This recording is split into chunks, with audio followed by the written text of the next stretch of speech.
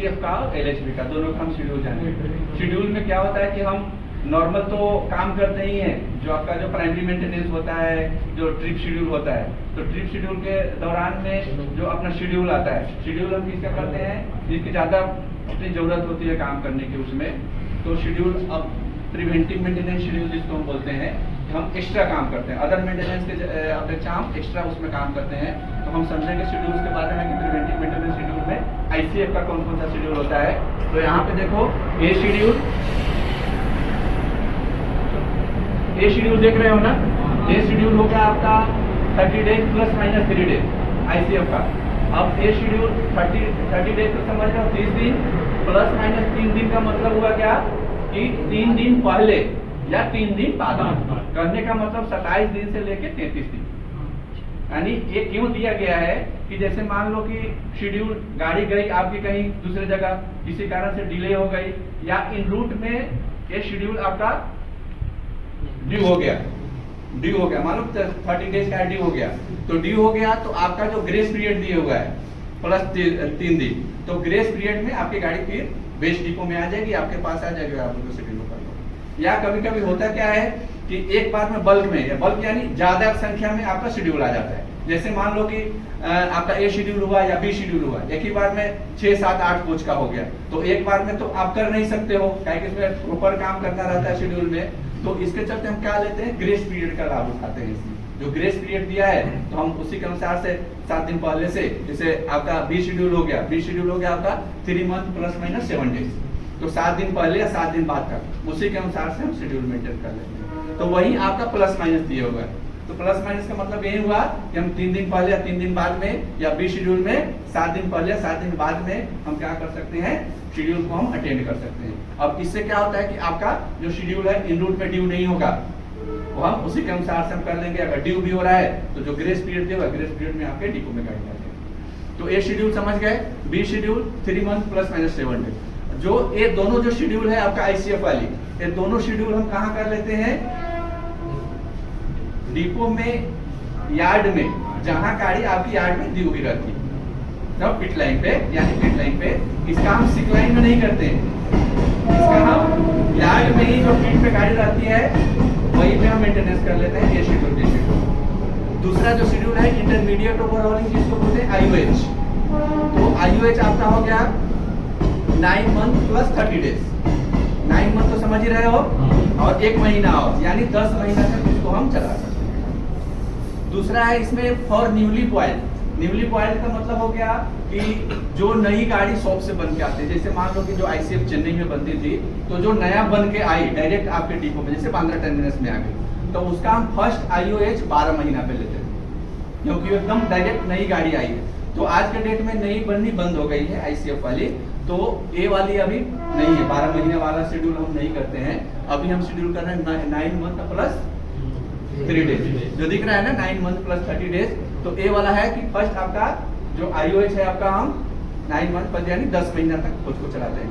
अगर देख लो अब यहाँ तो 10 महीना प्लस 10 महीना का मतलब यहाँ समझ जाओ कि 9 महीने के बाद में ही अगर लग रहा है कि अपने को IOH में गाड़ी को लेना जरूरी है, बहुत से काम हो गए हैं कि जो अब बनने वाला नहीं है, व्हील कंडमिंग हो गया है, तो सिक लाइन के अनुसार से हम गाड़ी को उसी समय 9 महीने के बाद हम IOH में ले लेते हैं, प्राथमिकता के अनुसार।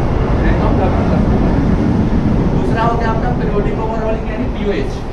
अब ये जो समझ रहे हो ना, ये IOH जो है हम कहाँ करते हैं, नहीं पिट लाइन पे नहीं करते हैं, सिक लाइन में करते हैं। IOH अपनी जो है 9 मंथ प्लस 30 डेज वाली हम सिक लाइन में करते हैं। सिक लाइन में गाड़ी को हम वहां से सिक करते हैं, रैक से गाड़ी सिक लाइन में आती है। सिक लाइन में आपका जो यहाँ है परेल वर्कशॉप से आपका बोगी बन के आता है, और उस बोगी को हम चेंज करते हैं, और जो भी काम है, बहुत से काम होते हैं, सब सिक लाइन में हम करते हैं। तो एक IOH वाली हम काम कहाँ करेंगे, सिक लाइन में करेंगे, ध्यान रखना। चौथा हो गया आपका POH। तो POH कहाँ होगा आपका, POH होता है वर्कशॉप में। तो कौन से अपने डिवीजन का कौन सा वर्कशॉप, अपना परेल वर्कशॉप। तो परेल वर्कशॉप में गाड़ी को हम बुक कर देते हैं परेल के लिए, और गाड़ी परेल चली जाती है। परेल में POH होता है। तो POH का टाइमिंग हो गया आपका 18 मंथ प्लस 30 डेज, यानी 19 महीना। 19 महीने के बाद में POH के लिए हम गाड़ी सीख करते हैं, और गाड़ी आपकी चली जाती है परेल वर्कशॉप में। परेल वर्कशॉप से POH बन के आती है। तो इसमें जो मैं 2 बताया ना, फॉर न्यूली बॉइल्ड, तो न्यूली बॉइल्ड जो गाड़ी आएगी ना, जैसे आती थी पहले, चेन्नई से बन के, तो फर्स्ट हम आईओएच लेते थे 12 महीना पे और फर्स्ट पीओएच हम लेते थे 24 महीना, जो आपका मेंशन है जो मैं पढ़ा रहा हूँ। तो इतना समझे आईसीएफ का। तो आईसीएफ का इतना समझ जाओ। A schedule 30 days plus minus 3 days, B schedule 3 month plus minus 7 days, IOH 9 month plus 30 days, POH 18 महीना plus 30। A schedule B schedule कहाँ करेंगे? रैक पे ही कर लेते हैं। आईओएच कहाँ करते हैं? सिग्लाइन में कर लेते हैं। पीओएच कहाँ करते हैं? इतना कन्फर्म हो गया? बराबर। तो आज के डेट में सभी अपनी एलएचबी हो गई है, तो एलएचबी का हम ज्यादा अभी कर रहे हैं काम। तो एलएचबी का देख लो, आपका शेड्यूल में आपका आ गया D1, D2, D3, SS1, SS2 और SS3, 6 शेड्यूल्स होते हैं इसमें। तो आपका जो D1 होता है एवरी ट्रिप या वीकली। एवरी ट्रिप का मतलब हो गया D1 का मतलब कि जब ये गाड़ी आपकी गई अदर एंड पे, अदर एंड जैसे मान लो कि बांद्रा से दिल्ली गई और दिल्ली से जब ये आपके डिपो में आई और आपका मेंटेनेंस पे चली गई गाड़ी पिट लाइन पे, तो उसको हम बोलते हैं D1, यानी उसको ट्रिप शेड्यूल। गाड़ी ट्रिप होके आई वहां से और ट्रिप आई और उसको हम मेंटेनेंस पे ले लें, तो उसको बोलते हैं एवरी ट्रिप या वीकली। D1 समझ गए?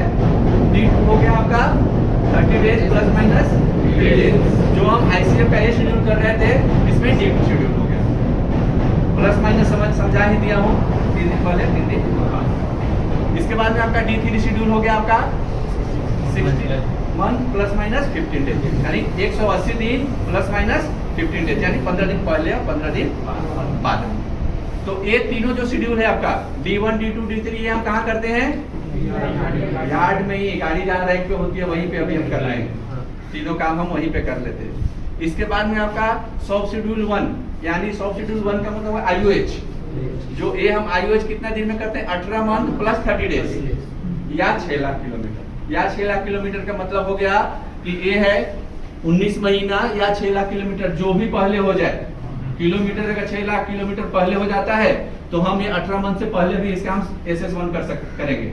या आपका 6 लाख नहीं हुआ तो हम 19 महीना अगर हो गया 18 मंथ प्लस 30 डेज, तो उसके बाद में हम SS1 के लिए गाड़ी को हम सीख करते हैं। और हम शेड्यूल 1 में हो गया 18 मंथ प्लस 30 डेज या 6 lakh kilometre, which ever is earlier, जो भी पहले होगा हम क्या करेंगे?